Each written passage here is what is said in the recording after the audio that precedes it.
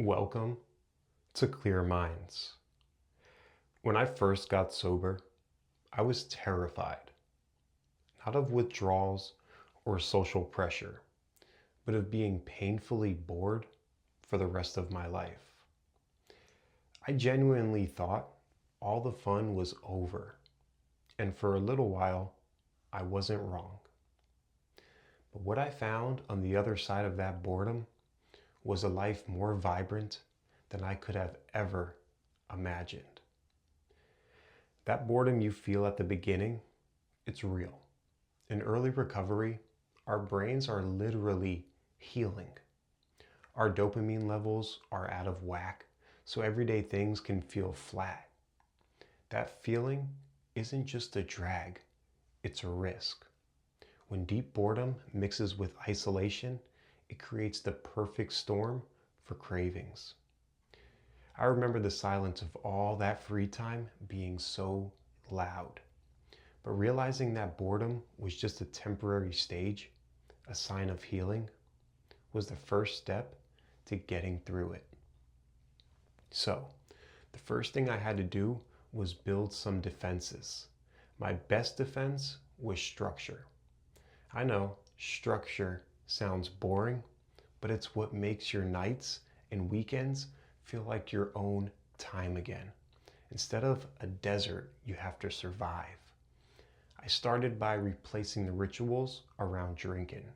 Instead of alcohol to signal the workday was over, I started making tea. Instead of wasting Saturday mornings hungover, I forced myself to go on a walk. These new routines gave me stability and slowly turned those empty hours into something I could actually enjoy. And this is where everything started to click. Fun wasn't gone. It was just hiding in places I'd stopped looking. First, I just got moving. A simple walk on the treadmill releases endorphins, our body's natural mood booster. It cut down on my stress and gave me a little hit of accomplishment. Next, I found ways to be creative. I started journaling, but for you, it might be picking up an instrument or cooking. These things give you a way to express yourself without words. Finally, and most importantly, I found new ways to connect with people. Social support is one of the biggest predictors in long-term sobriety.